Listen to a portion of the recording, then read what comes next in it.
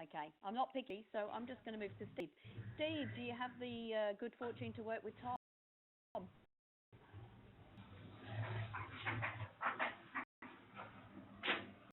Rachel, are you hearing me? You, I think what I will do is I will just see if I can unmute the others. And if we've only got the two, I'm very happy to have it on live. okay. We can just have a conversation. So if that helps, let's just unmute them. So Tracy has just said that she can barely hear you, so you might need to. Yeah, same problem. Okay, there you go. Gosh, okay, I sound really loud to myself, but let me just let me up my volume, my speaker volume as.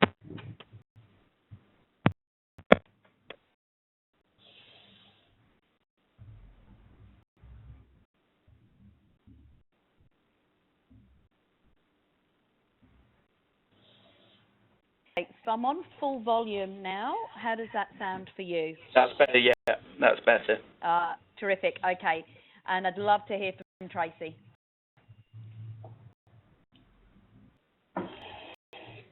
Okay, I've gone up 90. Oh, yeah, Tracy's using the chat, so she said that's much better. So. Oh, terrific. Okay, all right. Now, I'm 96%, so if I shout, please, you have to let me know. Because I'm sounding very loud to myself. So, Steve, do you work with Tom? I hear you're B. Campbell.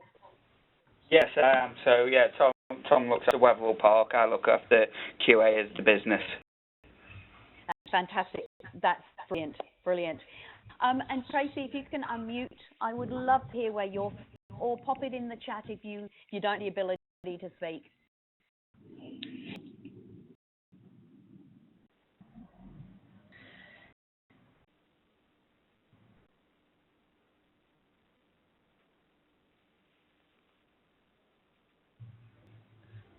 Okay. Oh, Tracy, you're going to be quiet on me. She's going to be the quiet one. Oh, she's from. No, she's from. Sorry, it's just taking a while to come through. Tracy's from Milton Meats. She's only 3 months. So there you go. Oh, terrific. Okay. So, Steve, I know what you do. Tracy, if I can just have some sense of what you do at Milton Meats, that would be hugely helpful, because I can make sure I talk to both of you very specifically around succession.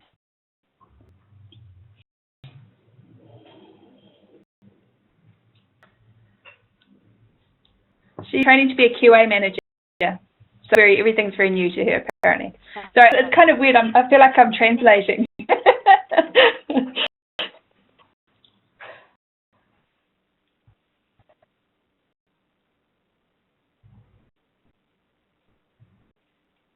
So, Tracy, if you wouldn't mind translating that.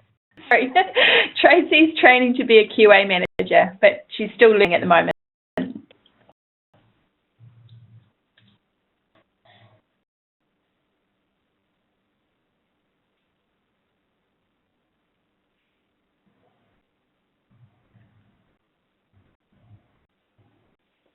I think I've lost you again.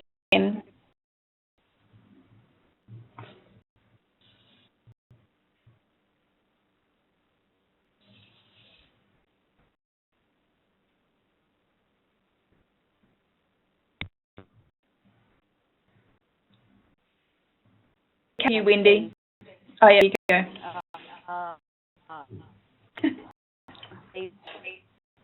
I'm just.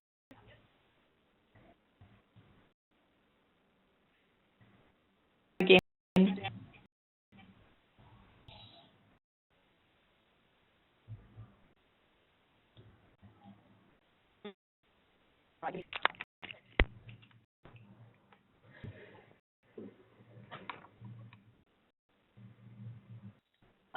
All right. Is that any better? I've got to change your headphones. Let's see how we go. Steve, can you hear me? Yeah, Wendy. You are so clear. Okay, thanks, Steve. Okay, so what we're going to be talking about over the next hour, hour and a half, or travel, is succession planning. So I'd love to hear, Steve, what is your understanding of succession planning? When you hear that phrase, what does it mean to you?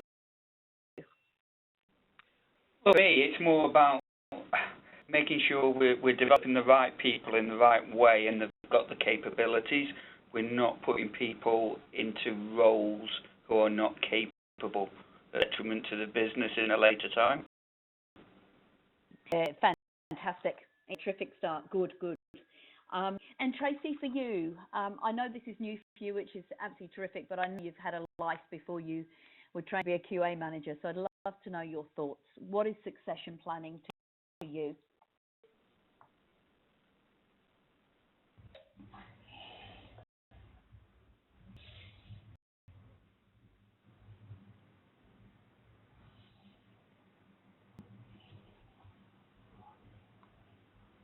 Okay, anything, Rachel? Yeah, just to back up for staff and staff training, etc. Yeah, that's a great word, backup. Great. And that's exactly right. So succession planning is a systematic, this is my definition, which is systematic identification and analysis of what an enterprise needs to secure its future capability from within itself to achieve its future goals. So Steve, you're spot on. It's around right person, right place at the right time. And Tracy, you're right in terms of it being somebody in waiting.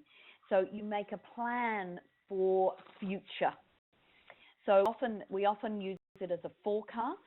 So succession planning is not for now, it is for later. And really, really cutthroat. Succession planning is about filling shoes when they leave or when they die. I mean, we in the meat industry have longevity. We have people working in our industry. It's been their 30. I came across a gentleman that retired last week, 37 years in the role. We keep our senior leaders for a very long time, all well within the organisation. So it is very, very much around creating that succession talent in support of a position and making sure that we have and I'm going to use the word roadmap. We have a roadmap to get us to where we need to go. So it's not just by chance. It equally isn't 3 months before someone decides they want to retire or a month before when someone hands in their notice and we're all lost because we have no replacement. We need to do succession planning for leaders. So that's where my focus will be, QA leaders. So QA manager succession, QA office succession. So where you have a leadership role. So we're talking QA today, it's exactly the same roadmap. It's exactly the same principles that if you were to look at any other key position within your organisation. Steve, I'm speaking at the right pace and volume for you. Lovely. And Tracy, for you, is it clear for you?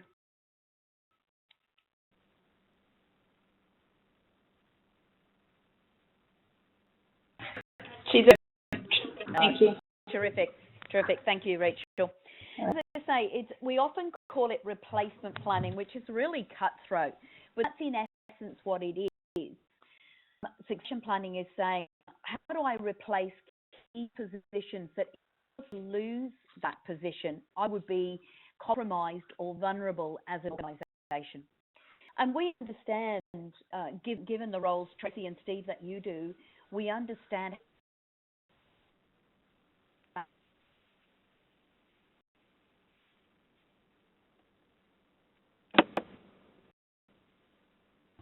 You've cut out a bit.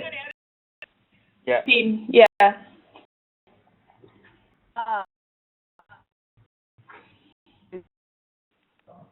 Yeah, you might just have to stay in one place. Back again. Yeah.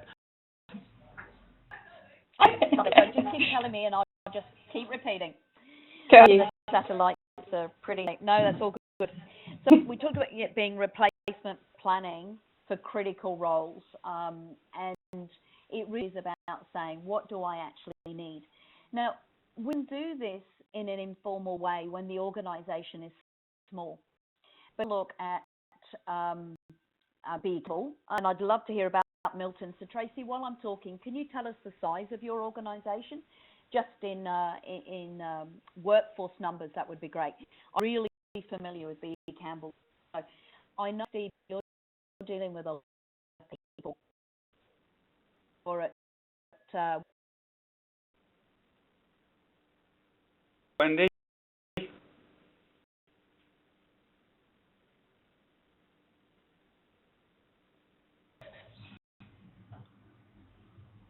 We've lost you again. This is driving mad.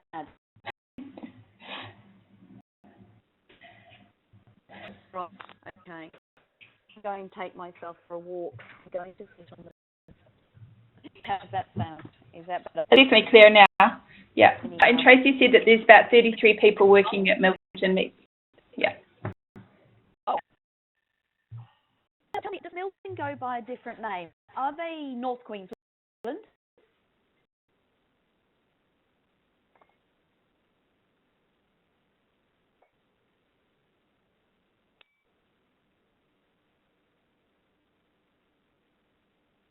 No, Milton District Meets. Okay, all right. And where are they located, Rachel? Have you got... A good question, Wendy.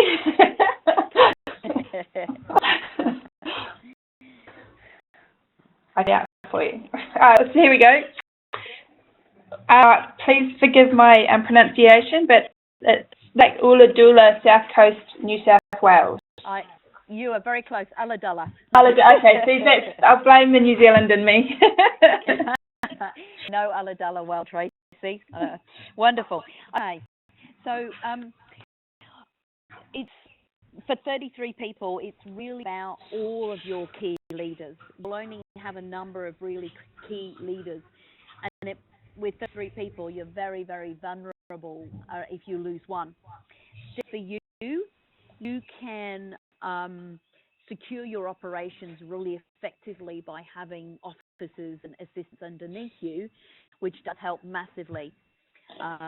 Your two different organisations does play a little bit differently in terms of your succession planning, but we'll continue to do that as we travel through. What we're going to do for now is just grab a piece of paper and write for me why your organisation should undertake succession planning. So given you know it's a replacement system, given you know it's about having critical roles filled when the time comes for somebody to move on, I do it. I'd love to just have a couple from both of you, please. And I'll pop them up on the whiteboard.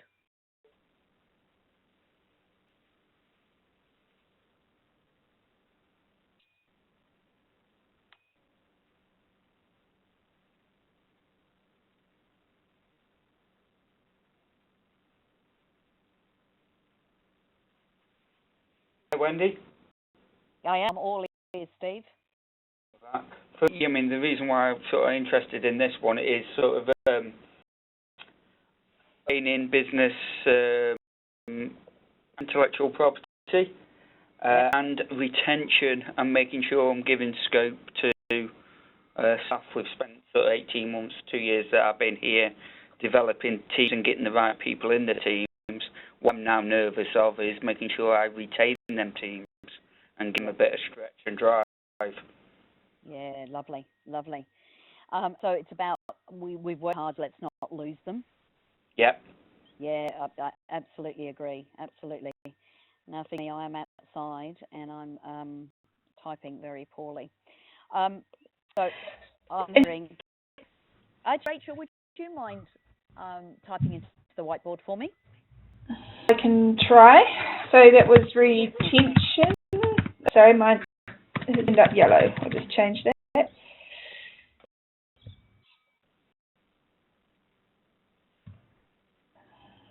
Okay. So I agree, Steve. It's about saying I've got the right person. I've just spent the last 18 months training them. I'm prepared to see them go somewhere else. Look after them. Very, very clear around what we have in mind for them and the pathway that we have set. And Tracy has put around succession in case employees leave the organisation or get sick. That's a really good point, Tracy. Yeah, you cannot ever forecast for someone to, you can never forecast for somebody to, yeah, you have to do agencies in case they don't. So you might have someone you've trained up beautifully, but they do leave because they're unwell. There's nothing you can do about it. There's a lot you can do about keeping them in terms of developing them so they wish to stay. I can't do much. Tracy is spot on, because if someone is unwell, then you need to have that backup. So have a look at, I think that's fantastic. Let's have a look at some of the other reasons as well. For me, it's very, very much around competitive advantage. We are technically very, very good within the meat industry at skilling up. We tend to bring people up, and that does become viable to go from place to place to place. So for me, it's around the business context. It's around, we work very, very hard, so let's keep them. We also have legislative reasons why we would need to do succession planning. Steve, if you lost your QA manager tomorrow, would that cause strife with your clients? In the short term, no. In the long term, yes. Yeah. There is strength there, but to keep the maintenance at the right level, or at the high level we operate at, I've got months. I haven't got long. Yes, that's exactly what I would expect, because you will muddle through, and the next audit's not for 4 weeks or 4 months, so we're good till the next audit. And it's slightly obviously different at Campbell's. I have got the sites where there is knowledge and there is resource, but it can only be done for a limited time. You do cross-functional working, which does make yours much easier. Tracy, for you, I'm anticipating that it would cause you fairly quickly if you were to lose key people for legislative or regulatory framework. So that because of Woolworths and Aldi and all our main clients come in, they haven't actually knows what's going on, and it has a good regime. So yeah, it does leave us vulnerable. So we have some challenges within that. So we are looking at succession planning. It's not, unfortunately, it's not as easy as it would appear. You know, let's just recruit somebody, have them in the wings, have them waiting. Always there to draw. We have a marketplace that we draw people from that is difficult against our roles. So we're much more diverse in our roles now, which means people can absolutely pick and choose. They can absolutely decide to go into speciality areas. So we find it's hard to just go to market and say, I want a QA manager, because they're just not there. Within a role, it's much more complex than it used to be. Steve, how long have you been QA manager? For the business, what, QA management or BE Campbell? Yeah, BE Campbell. Because. Yeah. So you've acquired sort of all of that BE Campbell knowledge in your technical manager role. And have you seen it getting more and more complex in the QA field or any of the other fields in that 2 years? More, I wouldn't particularly say more complex, but certainly more pressure to adhere to the standards, operate at a higher level, not just tick the box, but to embed that standard into the process and prove a commercial advantage by operating at the higher levels. Yeah, absolutely. So what we see is our main clients are wanting more and more and more from us in our standards. So where we were able to do sort of pretty basic tasks before, we've got more that we have to monitor closer. Over the years, we actually have lean organisation. So we often go from say QC or QA officer straight into that QA manager role with a fairly big leap. We've actually got leader with our organisations, our structures. And people move much more really now than they ever did. A lot of transient skilled up in one area into another organisation that's related within related organisation, whether you are when you're looking at kill through to processing, retail ready, and right through to say the store. So we're seeing a lot more movement and cross usage of those QA skills, which again puts pressure. And general operational need for movement. We're seeing 20s, 30s and 40s. People aren't prepared to stay loyal to organisations. So there's a whole load of reasons and challenges why we would do succession planning. And on top of that, we've got some be carefuls. So my critical issues I'm able today for you when we decide to do succession planning, we are careful how we do it, because we're setting up a second system to recruitment. We're setting up a second system to training and development, and we're setting up a second system for promotion. So what she's saying is, I'm going to pick you because you're my high potential. Can do, if not handled well within the organisation, is actually make everybody else feel less important because not on the high potential route. So that's one of my cautionary notes around succession planning. And then what we've just had a look at is, well, do I hire from within or do I bring somebody in new? What we're seeing at the moment, the research is telling us that if we hire from within, we are more likely to capture them for less, and they will be more productive in the first 2 years. If we bring in a manager or we bring in QC and are growing those, but we're bringing them in at job level, actually it's 2 years to find their feet fully to be then fully functioning. Yeah. And then the third point, which is around factoring the diversity in. We are not all that good. I was having been in the media industry for close to sort of 15, 16 years now. One thing I noticed, we're not terribly good at being diverse when we make our decisions around who we pick. We're getting to, and QA is one of the much better fields than, say, other technical areas that we have. So we're very mindful that we don't close the door to a variety of people just because they're not like us. And then the final critical issue I wanted to address with you was around support from the top. If your session plan that you decide to put together is not supported by the top, want to place somebody in a role as a replacement that you have been growing, you may find that you're unable to do that. So transparency and openness and support from the top is really important. Steve, during those, what do you think to those, and any more that you would say within B. Campbell?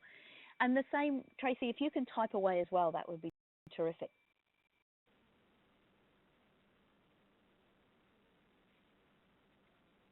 Your thoughts? Very much the same. It's for me, like I said, it's that retention piece of the good people, and you've got to be wary that you're not alienating others. Or, well, I'll never get on because I'll always get the job. So you have to be careful. I totally agree on that one. Mm-hmm. See, love to know your thoughts.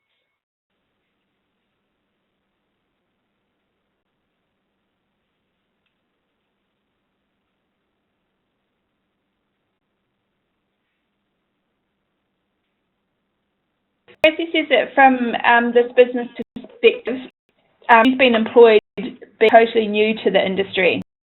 So he's probably in the bring in someone new situation. Yeah, absolutely. So it's about having a look at that bigger picture, because that's what you know well, Tracy. So thank you, fantastic. That sort of sets the scene that I wanted to create for you around the context of succession planning. So we know that that's sitting in the back for us. We know our challenges, our critical issues. So let's look at the where it all fits and move into how we actually go about doing succession planning. So it comes off the back of, we were just mentioning it's so important to get commitment from the top. The strategic plan of the organization is the foundation for this. Once we know exactly where the business is traveling over, say, 3 to 5 years, we're then to break it into the functions, whether it's environment, whether it's safety, whether it's QA, whether it's boning room or slaughter floor or whatever your area is, their functional needs. We're then able to say, well, okay, within those functional needs, what are we looking at over the next 5 years to fulfill our strategic plan? And what the workforce plan will do is actually identify that you have got people in the wings waiting. And that then moves into a very discrete plan, which is your succession plan. So workforce plans are numerous. Their training and development, their retention, their knowledge transfer, our succession plannings, and on it goes. So we have many plans that sit in workforce plan, and succession planning is one of those plans. It's an intentional and very deliberate plan, which has to be quite agile and adaptive. But if you are to lose somebody that you had in the wings and you were great, you then have to move fast to replace that person to make sure that you're not vulnerable into the future. It's not a plan that you write once at the beginning of your strategic plan cycle and then, or just cover it. You're actually keeping on. So that's why when I talk about the documents that support your succession plan, they're really critical in it. So I'll use my thoughts around this. What I like to do is share succession planning with the leaders that will be totally and directly affected. So if I'm sitting in HR, I'm sitting in technical management role, I use QA. So it's useful to actually have roadmap or framework. You can call it whatever you want when you start to play around in this space. Basically covers the majority of these bullet points. So I'd like to just walk my way through that and see how you go. Steve, Tracy, just jump in at any point that you want to ask a question or it's not clear and you need more information. This is our how. It's our system, which has then got the processes that follow. So our how has to have very clear objectives. So the first thing we do is we actually decide what objectives our succession plan is supposed to achieve. So if it's about securing up the technical for the QA or securing up the leadership within QA, we're identifying that. We then say, right, we're totally committed. But over the next 5 years, we're going to invest time, resource, and money in developing a succession plan for this business, whether it's for QA, whether it's for HR, whether it's in your production areas, doesn't matter. It looks exactly the same. And then start to get a little bit more defined and say, well, what roles are vulnerable? Roles are we need to replace as we go through the year. So age can be a big indicator for that. Demand and demand in the marketplace can be a good indicator for that. When I say age, it's young and retiring. So say your QA manager is in late 20s, there's a good chance that over the next 5 years, he or she's going to want to spread their wings and to want to move to another plant that's bigger or go into a different area because they may potentially get bored and want to spread. Equally, if a QA manager is sitting in sort of mid to late 50s, there is a potential that they'll be looking to retire. So you're looking very, very specifically at the roles so that you can identify what that looks like for the business. Then you move into collation, and this is where a database is useful. So you collate the skills and abilities and goals of the employee versus the needs of current and future roles. Then you're able to walk through the process of it. So we've got our head around what that looks like, and we start saying, okay, is this about talent management? Yes, it is. How do I do that? Is this about performance management? Yes, it is. Because if I say that I've got somebody in the wings and I'm looking to replace that person, or they're going to be the replacee, then I have to know they're performing at the optimum standard. Succession plan often picks your high potential. So I would like to know that over the course of my development phase for that person, they're performing as per expected. So we need a system to help us do that. System to grow that person, so the monitoring, mentoring and training, tracking, and then reviewing. So this doesn't look very different, and that's very deliberate. It doesn't look very different a roadmap than you would have for any other growth system within the HR or people space, because it's a many-pronged system or process that makes sure that you've actually got who you need and you're going to actually retain them. So Steve, going back to your point about why you do succession plan, you do it to retain the ones that you want. And just as well, you also use this to identify the people you don't wish to stay in your business as well. Yeah. We often think it's to say, if you're not happy to say goodbye to you. Tracy, how is this sounding for you?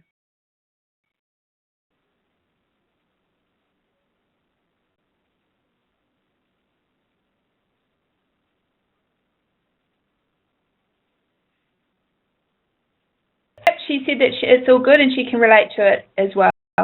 Hey, perfect. That's exactly what I'm looking for. Sam. Okay, so what I want to do, we've got the roadmap, so we've got the framework, and then we need to put some meat on the skeleton. So we need to say, well, how do we actually do this? How do we roll our roadmap out? Well, pretty easy. They're no different to objectives that we set for our business in any other way. So I'm going to park that one because that's something that we do all the time.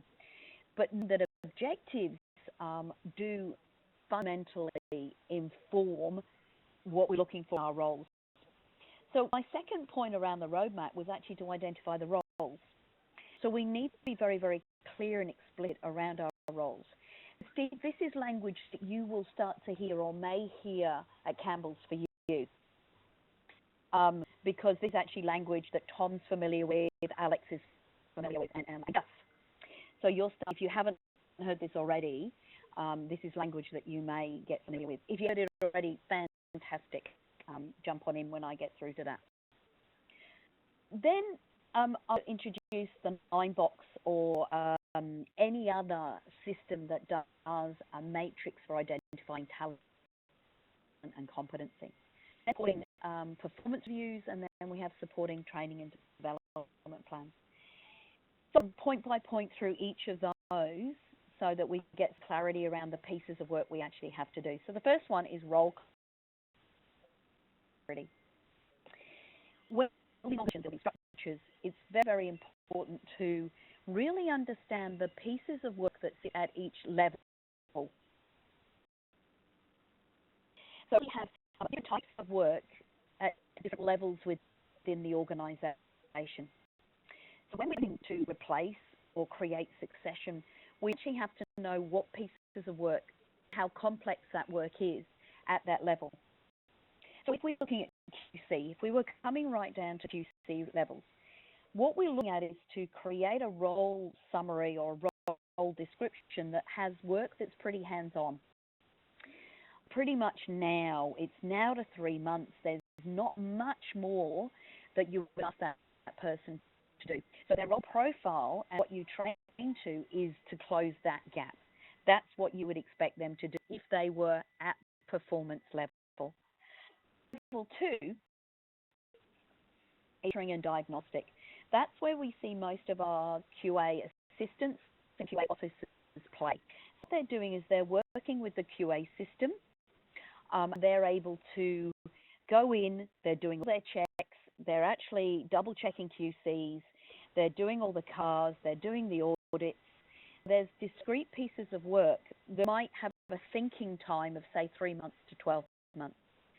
It is diagnostic and monitoring, and it's working with one system. So the system is the easy one to think about. No different, though, if you're looking at HR, whether you're looking for production systems, processing systems, environment systems, it works the same.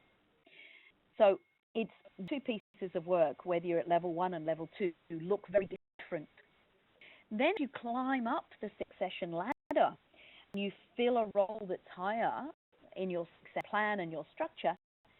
You then start to go into almost the owner of the system. So if you were accountable for the performance of that system, you would be sitting at level 3.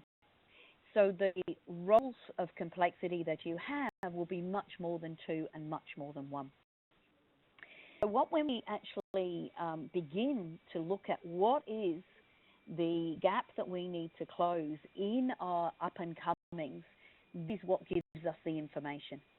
When we're looking at level 3, this person's accountable for the QA system's operation, looking at it from a year to 2 years out. So improving, they're perfecting, they're paying attention to what's coming up, whether it's TACIP, all of these things they've got on the horizon, and building into the QA systems now, or they're alerting the business and saying, do you know this is going to be in our audits later? Do you know exports changing? Do you know domestic markets are changing? And we'll have to be doing this in the future. Quite complex level 3 work, and we tend to see that as the QA manager's role. Then you climb even higher, and that's when you start to get into the general manager's role and up. So if I put it into your context, Tom sits at 3, Alex sits at 4. Does that? Right. Yeah. Yeah, and then you've got Scott would probably be, probably 2, maybe touching 3. I'd go with that. Yeah, lovely. Tracy, for you, I would love to hear who you think are sitting in your 2 and your 3.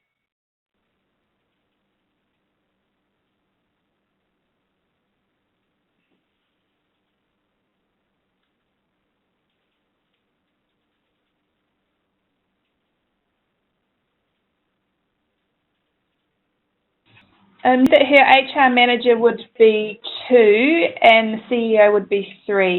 Yeah, and beautifully said, Tracy. Because of the size of your organisation, you're absolutely spot on. If there is a plan to grow Milton District, it will end up being 3, 4 in, say, 3 years' time, 2, 3 years' time. So, yeah, spot on. When you're small, everyone's doing a whole multiple amount of roles in there. So you'll have much more fluid movement, and HR will be playing in 2 predominantly and just thinking at level 3. And yes, your CEO will be playing at 3 and thinking at level 4.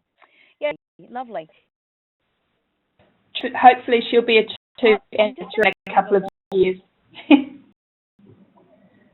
I agree totally. That's what she needs. QA managers need to be because they are so critical to the business. Yeah, lovely. So I've just taken a table together just to give you a bit more detail. So when you do leave me, you've got something to hold on to. So when you're looking at our QCs, it's really level 1. They're hands-on, they're getting immediate feedback, they're looking at that carcass, they're checking it, they're putting it on the retain rail, all of that stuff.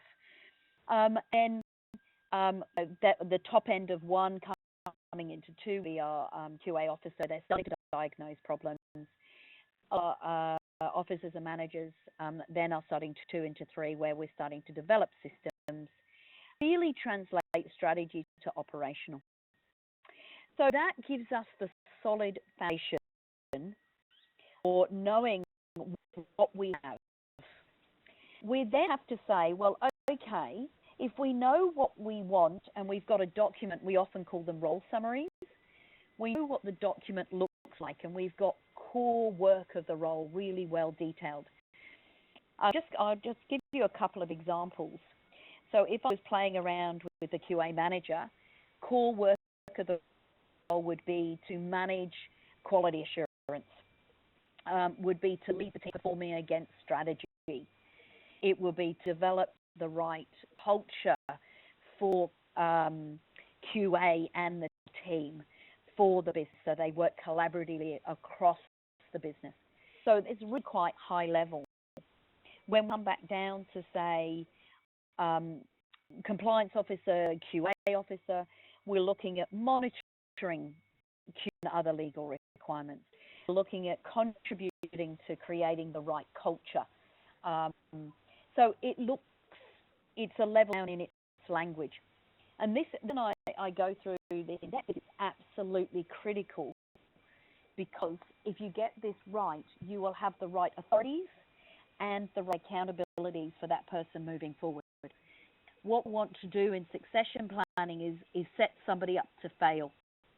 We want to set them up to succeed, and we truly need them to really understand the role and others understand what their role is and how it relates to other roles within that organisation. That when QA comes in and says, look, I really need you, production, to do this, they yes, yep, I understand that. I know why you're asking. And QA has the authority to do that.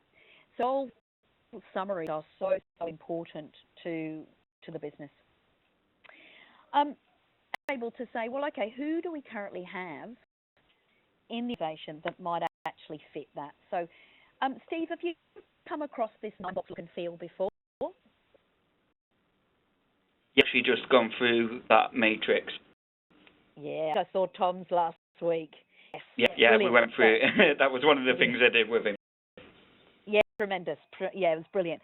So yours might look a little different, and Tracy, yours, if you have one, may look a little different in terms of language, but in essence says exactly the same thing. When we're actually trying to map who we have against what we need, we look at performance versus potential. Remembering that what we're trying to do is identify people that aren't ready, grow them that they are ready in the time frame that we need. This also, the B of a 9-box, it also tells you if they are sitting down in what we call the C, or the 1 too low, might time to exit them from the business.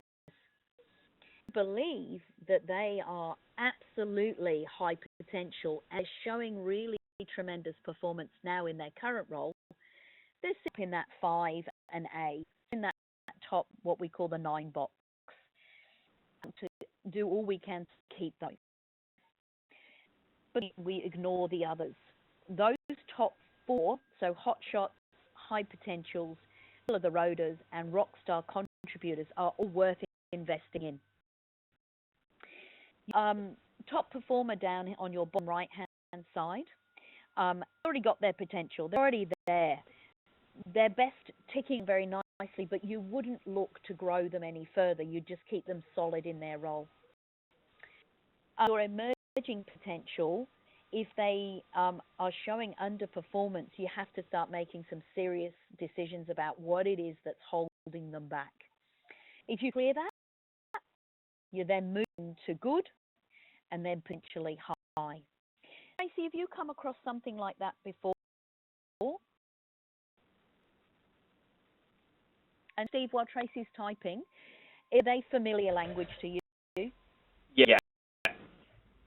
Yeah, sorry, Tracy hasn't seen anything like that before. Good. Well, I get to show her something new. That's great. So 9 boxes are just one method.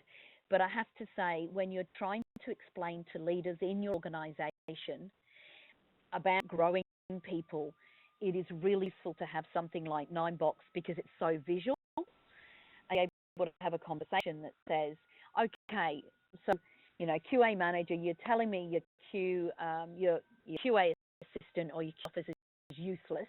Why is he useless? Why is she useless? Give them, where do they sit? What is it that's holding them back? we're actually able to really have good conversations. And equally on the other side, you might say to the QA manager, so, okay, who have you earmarked for use following in your footsteps? They might say, oh, I've got a brilliant QA officer. Okay, tell me why. What is it they're doing, and place them on the matrix.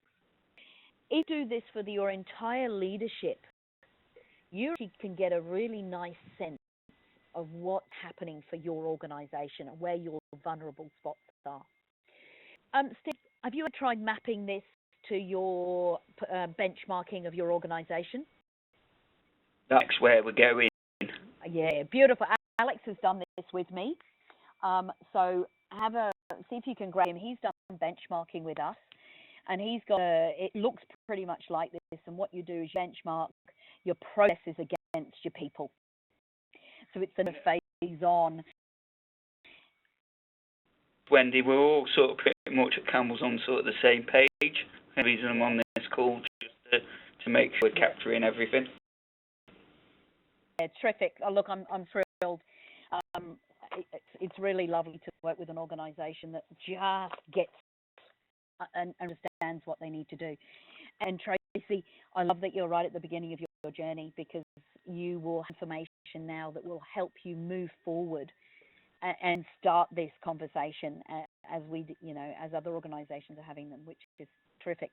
So we first start with the role clarity. We know what we actually want from the role. We then start looking at, well, okay, who, what, where, and when. What do we actually have? Our discrete department, or in our leadership team, right across, or in our whole organisation. Never hurts to actually, certainly, Tracy, with 33, map those very comfortably into your 9 boxes.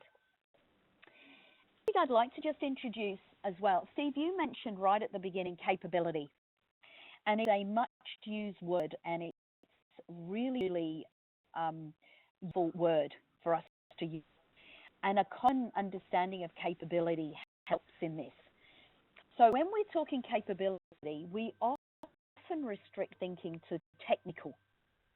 So we often say, oh, he's really capable, she's really capable. And what we're actually saying is, yeah, they can do the swaps, they can do the testing, but it's not capability in its own. Capability stretches across 5 key elements. Yes, it is the skill to do the particular job, but it's also knowledge of the industry, understanding where their role fits, understanding the environment that they live in, understanding what's required from a bigger picture. So if I put that in Woolworth, Aldi, Casey, would you mind tapping in for me your major client, whether you're Service Kill, whether you're Tell Ready, where you serve one particular outlet, and that will help me use your words as well. Then we look at effort and energy, and this is so important. You have the brightest, and I say kid deliberately because youngster, come out of university, really gets it, but doesn't have motivation. So if you don't have effort and energy to do the job well, you are not capable, and you're not filling the whole contract of your role. And then the bottom two are so critical. You must be able to do the problem solving at the level of your role. So when we're picking people for success planning, we have to say, what is their ceiling of problem solving? If only tie a shoelace, then wait for some rescue them if the lace snaps. They're one.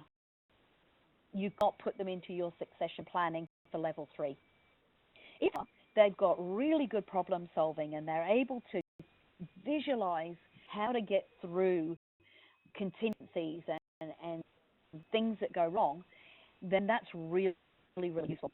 So it is a ceiling to our problem solving. You can grow it to some capacity, but there is a ceiling. But you have to look at that when you are putting people into that 9 box. And last, which is actually my most important, and they actually communicate really effectively across the business. Truly engage well with other disciplines, production, processing, customers, are able to have really good, useful relations, or do they only talk technical and they are unable to do the teamwork required of, say, a QA manager? Because Tell me. that they provide to many butchers, external customers, and stores like IGA. Hey, brilliant. Okay, lovely. Nice. Okay, so communication is actually really, really important, Tracy, in your area, because you're with your one-on-one butcher, so you're sole trader butcher, most of them. IGAs, you might have a key contact, but you're also talking to the stores. Being able to explain what's happening, being able to read about standards and really well is very, very important. So in the whole picture, when looking at capability, we don't just say, oh yeah, he's technically good, let's recruit him, or let's put him into the succession pool because I'm next in waiting. Yeah. I guess the thing that we don't do as well that's just sprung to mind is we don't use seniority. What do you think I mean by seniority? Look, usually you get a crisis, you'll get the CEO or the general manager trying to lead it, but they might not have the knowledge of the subject to make the informed decision. Yeah, lovely. That's a really nice way to see it. Yeah, absolutely. It's the right person doing the right work at the right level. Yeah, that's terrific. So what we often see is you've got the QA manager dipping down and doing level 2 work. You've got the doing level, and it's dipping down and not doing the work of their level. Who's doing the work at the higher levels? So we have to make sure we keep people the work that they're actually assigned to do at the capability. We have a natural tendency to want to down because it's terribly comfortable for us. It's nice to do hands-on technical work. So when QA managers had enough of getting his head around some complex new audit requirements, he'll go and find, or she'll go and get on the ground and do some technical work. But you just don't do that as a whole. You don't do that as your main. The other, I think that's lovely, Steve. The other definition around that is we just recruit somebody into a role or promote somebody into a role because they've just been there the longest. So just because they're QA officer doesn't mean by default they'll become QA manager. We actually move people in through meritocracy. So moved into roles, or they're hand-picked for roles because they have the merit. They have the capability to do that work. Here, Tracy, when it's a small organisation, because you sometimes have to go outside to do that, as opposed to try and grow your own. So your succession plan will be very neat, tidy and small, to Campbell's, which will be pretty big, and your 9-box is pretty full on, Steve, because of the size of your organisation. Yeah. Hey, just a check-in moment. How are you both going? Is this making sense? Perfect. Great.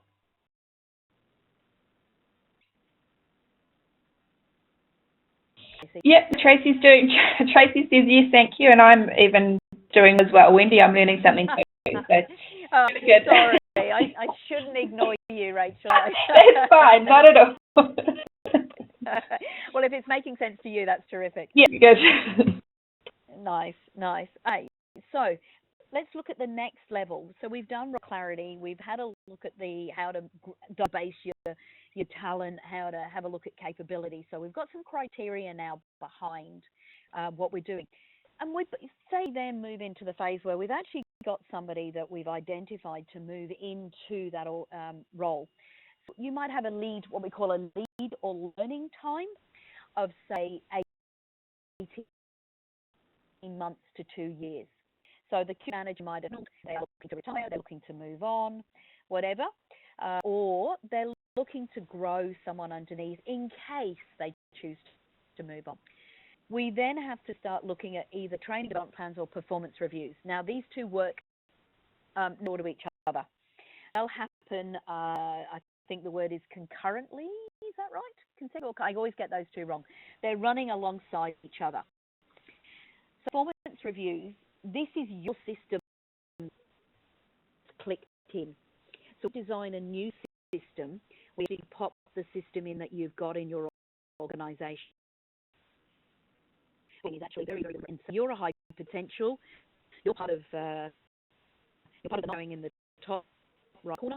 So we need to be very specific around your performance reviews and that we're on track. So you might have your regular feedback that the leader does. Now, in some organisation, that looks like catch up every week for 5 minutes. Some organisations, it looks like half an hour every 3 months. Some organisations, it looks like formally once a year. So, Steve, what does that look like for you? There's a review process in BEC anyway, so it's a monthly in progress meeting. Then your KPIs are set annually with a monthly review of them. Yeah, terrific. That's a really nice way of keeping totally alive and abreast of what's actually happening. If you leave it much more than a month, going out to a year, that person potentially may feel unloved. They may feel that they're not being developed, and that might lead them to say, well, you know, you don't love me. I know I'm on this high potential, but, you know, I'm on my way. I'm gone. So having a monthly catch-in for your work in progress is terrific. Does that do past and future? Yeah? So, Wendy? So do you look at how well they're tracking? Does that past and future? What they performed in the last month, the last 5 months, and then talk about what the next sort of few months look like? Yeah, sort of part of it. It's a two-way street. It's one against your targets and objectives, and also an open forum to, right, I want you to be working on this, or we've noticed this. Yeah, massive. That's really, really good. Because that's actually that's useful. Really useful for the person that's being grown. My favour in all organisations is absolute transparency. So if you're talking about how well we performed and having a sort of concluding conversation once a month, because they'll get regular feedback through the weeks, that's really useful because it says, yes, we're on track. Or sets a motivational goal for the next month or the next 5 months if it's at the 6 month mark. Tracy, it's really, really handy to have your system define both. Now, not all performance reviews look to the future. They often look to the past, and then you have a development part of your system that looks in the forward. I'm really keen to know, Tracy, do you have a performance new system for your 33 team members?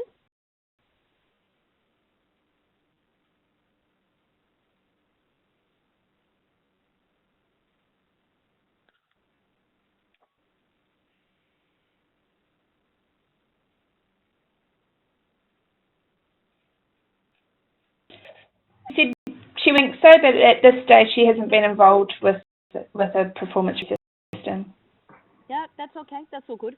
One thing that you can get curious about once you, if this is something that you embark upon, is to create a really lovely relationship with HR. And HR will say, oh, yeah, we have this system and our leaders use it regularly. Now, we've got 33. It's big enough for you to still have that really nice day-to-day contact or week-to-week contact, particularly located all in the same place in Ulladulla. So if you're looking out of one building, it's actually really easy to see how well they're performing on a day-to-day basis. So it's really easy for the leader to jump in, do coaching and mentor as they grow.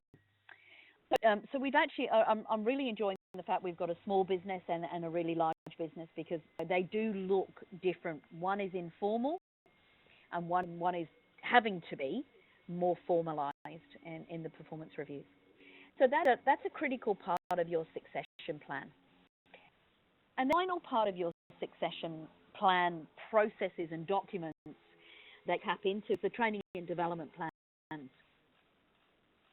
So this is what I'm suggesting to you is a formal. This is how do we get the person in the time that we expose them to, what do we have them lead, what do we have, what courses do we send on. It can be a multitude of things. And Rachel, thank you for being track at this point, which is our own package that tracks very, very close and does the updates and the reviews on, is an exceptional training package. Response works across many, many training packages, and AP is the best by far. We have total clarity around the skills needed at, say, Cert 2, Cert 3, Cert 4, and we have the QA ones at 3 and 4. And the leadership ones at 4 and up through to grad cert. So we know that there is a training plan already done for the industry as a whole, so we can tap into that. So if looking to develop anyone, the first thing we would do if we're dead serious is actually to pop them into the QA, Cert 3 and Cert 4. They've got the technical skills. But what that doesn't give them is the time and the job. It gives them the technical skills to go then and put it into the job. So it's exposure to the role up there. What we can do is called a 70-20-10. 70% is exposure to the role, doing the job, hands-on, so what we call head to heart to hand. So it understands, my believes, and my hands are doing, I'm more likely to retain the information and become very proficient in my role. So 70% of the time of a training and development plan should be exposure to the job. In organisations, they pack them off to a Cert 3 and Cert 4 in QA and then say, you're done, you ready? Well, nowhere near ready. They've got the technical skill and they've been playing around with assessments and they understand the law, but it's how do I give them the time on the ground to really, really get bedded in? Particularly at QA manager level, because it's a leadership level. It will have a team underneath it, which means it even more time on the ground to do even more. So often we see QA managers coming into Cert 4 leadership or diploma of meat processing because they need the whole set of and teams. They understand leadership, they need to understand finance, they need to understand customer relationships as much as they need to understand QA. So the qualification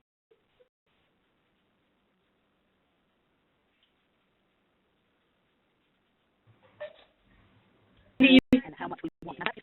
There was a big gap there. You faded out for a bit. So would you mind repeating that? Okay, what did you hear up?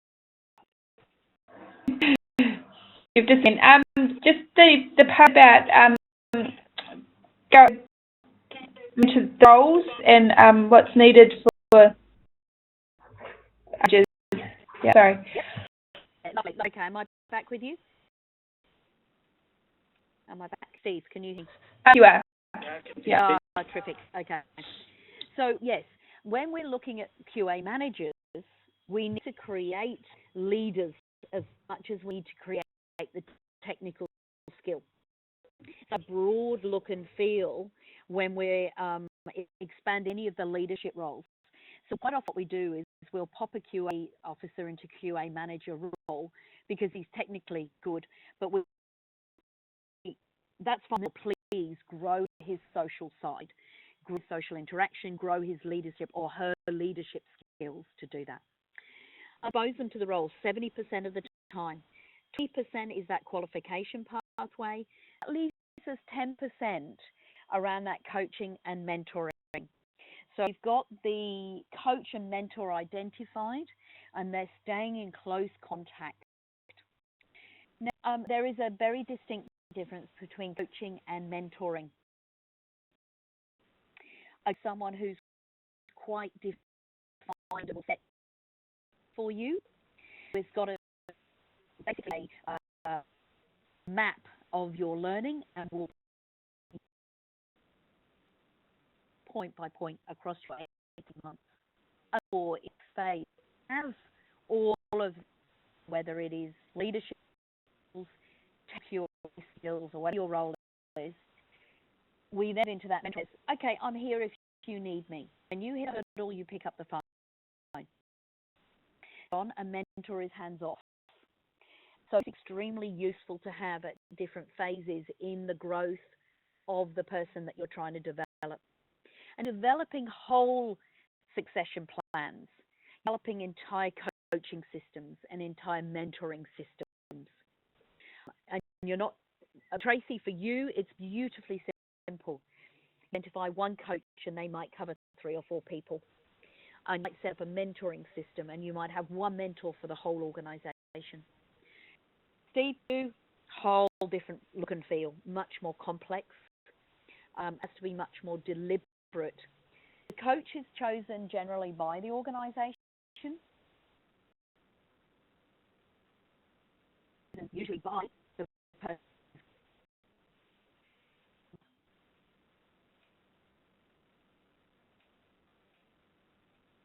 Have I lost you, Rachel? You faded out again a little bit there, Wendy. You said the coach was chosen by, and then again. Okay. Yeah, the coach is actually chosen by the organisation for their technical and social skills and often commercial skills. So they're actually being very, very clear and they're guiding quite specifically. The mentor, though, is totally chosen by the trainee or the person that's growing. They are absolutely able to grow in their own way and seek advice where they need to.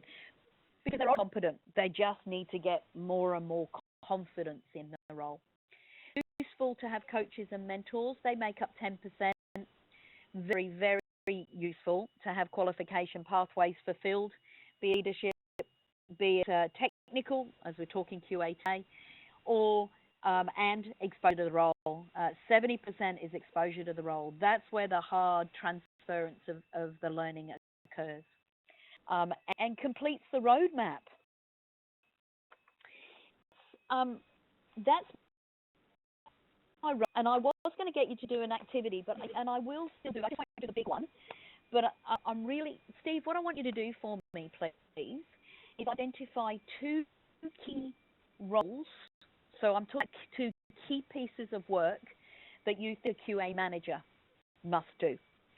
Tracy, would you have a look at either a QA assistant or QA officer for me, whoever you've actually got on plant for you, and who's doing your QA, just a couple of pieces of work that they do every day.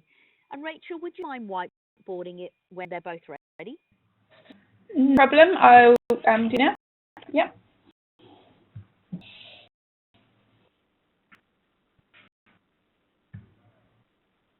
External audits.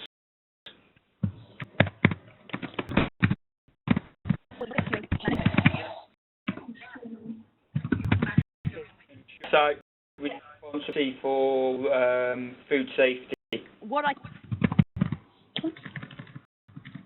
Nice. I'm going to lift your level. Sorry, what was Go, Steve.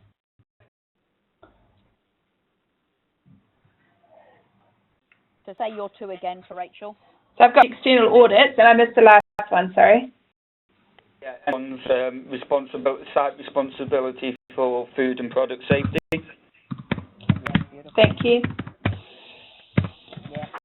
So your second one nails it so nicely for me, because what it is saying I'm accountable for the system. I'm absolutely accountable for the system. Audit sits inside that system, so those two come in under the same core. So if I'm accountable but it's more it's more about that interaction.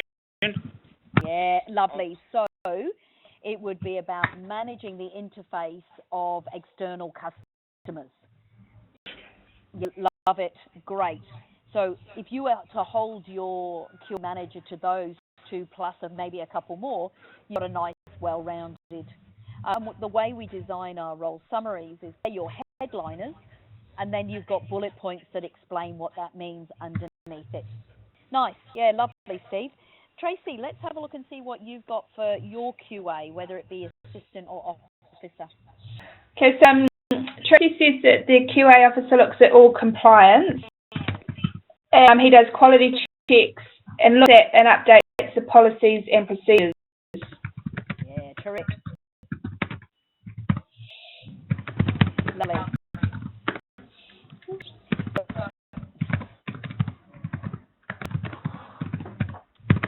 So typing very it's a bit strange on this whiteboard. I love that you're typing. Thank you.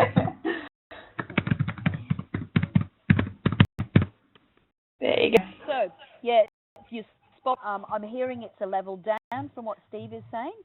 It's about monitoring compliance requirements, which is terrific.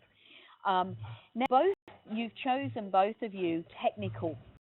What I want to do now is add to that, and I've been talking about social interaction skills. Now, one of yours was, Steve, give another one, but internally focused.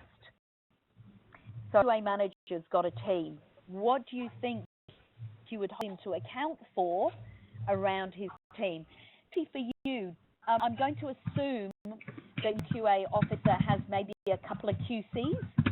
So I would love for you to tell me what leadership accountability we're going to hold him to.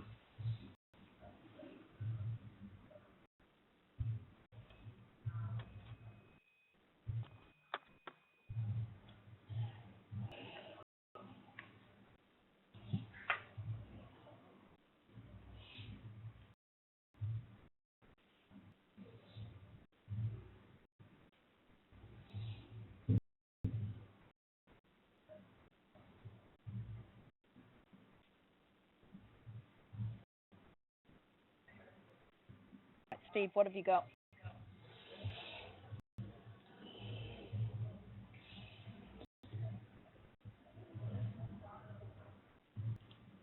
For me, it's more about the consistent in approach across their own team and that of other departments. Lovely. Yeah. So saying, let's lead our team. Lead by example, but be consistent. Yeah, lovely. That's actually really critical for leadership. It's consistency bit for me. Yeah, I agree totally and utterly. And what when we're looking at consistency, we're talking about being consistently proactive, consistently in our behaviour as a leader. So not, we lead the team to really perform well. And it's all the culture, isn't it? That piece is all about the culture and making sure that we're consistent, creating the right behaviours at that level 3. Yeah, that's terrific, Steve. Tracy, what have you got in that area? A few of the roles are combined in the plant. So the QA officer will sometimes act as a QC, but would communicate any or all risks to CEO. So, and the CEO is also the QA manager. So, yeah, there's a bit of combination there.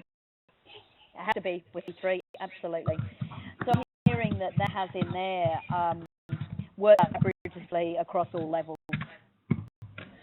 If you are wanting to lead your QCs and send information up, you've got to work collaboratively and be very visible around that leadership. Yeah, fantastic. So that role clarity is so important before you even begin. It's not in place. It actually can be quite a significant barrier to your succession planning success. So I'm just going to wrap up now and just put it into summary and say, these are the things we really watch for. So we ensure that we've got role clarity. If we don't have it, we're left people are wondering what's going on, and they're wondering, with my job, and others are saying, well, I don't think that's your job, and don't want your QC, your QA officer or QA manager to be in that position when they're growing. They want to be very clear. When we are setting up succession planning systems, be really careful around your own biases. So we're self-aware when we're designing systems, that we don't place our bias in when we're placing, say, people into the matrix. We're careful with our recruitment system bias as well, because remember, your recruitment is what is feeding into your succession planning. Who you bring in, who you then grow. So we've just got to be really, really careful that we haven't got any bias coming through. It's not unusual in organizations for there to be a gender bias, a ethnicity bias, and even a religious bias without us even consciously knowing it. It's only when we look back and we say, let's look at the pool of people who want to grow. Gosh, they're all men. Oh, they're all women. Or they're all white.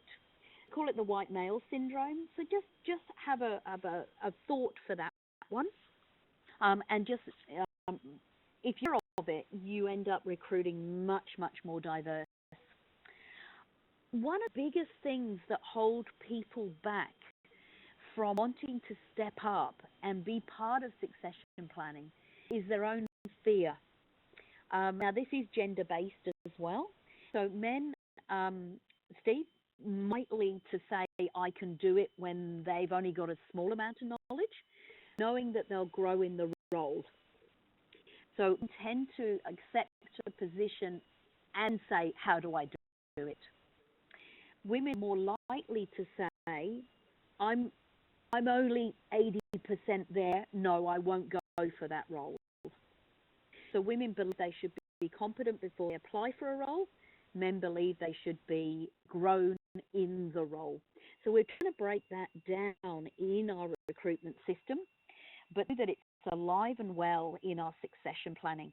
So when we ask, say, a lady QA officer, do you think you'd want to be QA manager in 2 years' time? She's more likely to say no. She's more like, oh, no, I couldn't possibly do that. 2 years? Yep, I can do that. So we need to put systems in to really push people and give them the confidence where it's appropriate to do so. So candidate confidence plays a huge part in that succession, where they sit on the 9 box and whether you think you can move them. I just alluded to the gender difference and well, but it's absolutely easy to overcome if we have the right conversation. Summary: succession is all about building capability and capacity, so right person with the right members, with enough lead and learning time to get you there to fulfill your objectives of an organisation. So if you know you're going to lose someone, you need a lead time to replace them. But you know if you're going to lose someone, but you have a succession plan that allows for that, you'll always be in a good place. People to me, oh, I don't develop the people under me because they hit a ceiling and then they leave. Yeah, there's a risk. However, if you do not develop them and do not give them bites at the cherry of their boss's work, they will never feel fulfilled and they're never ready when the time comes. That is a business issue for you. So succession planning is very much a vital part of growing your organization. It gives you clarity. It gives you absolute forecasting, but it must be maintained and monitored like any other system. It must be updated when somebody leaves. It must be updated when somebody joins. I think, Rachel, that probably wraps it all up for me. Yep. Steve, is there anything you would like to ask? Anything you'd like to know?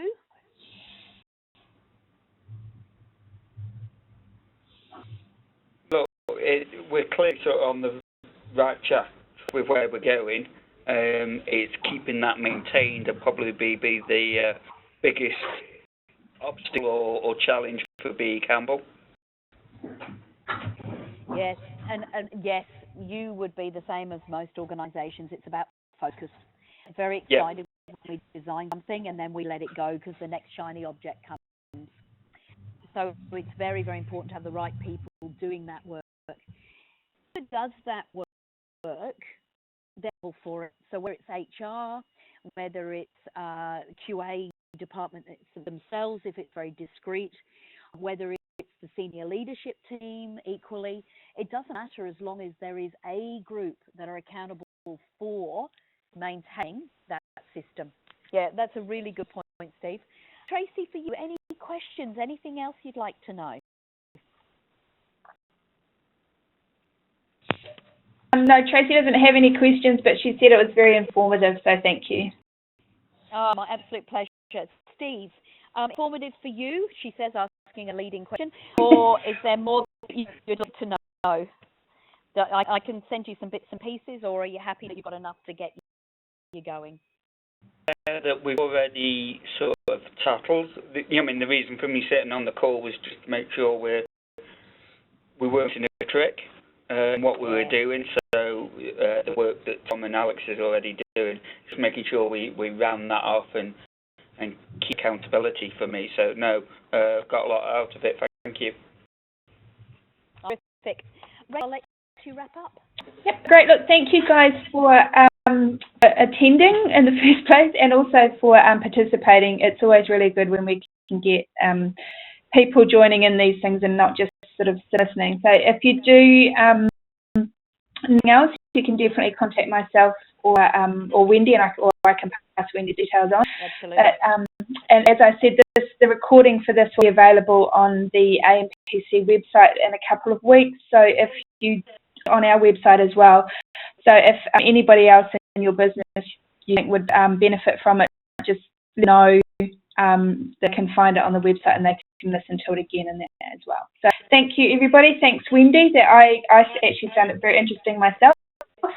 That was great. And yeah, we will see you again for the other webinars. So thank you very much. Okay, bye-bye.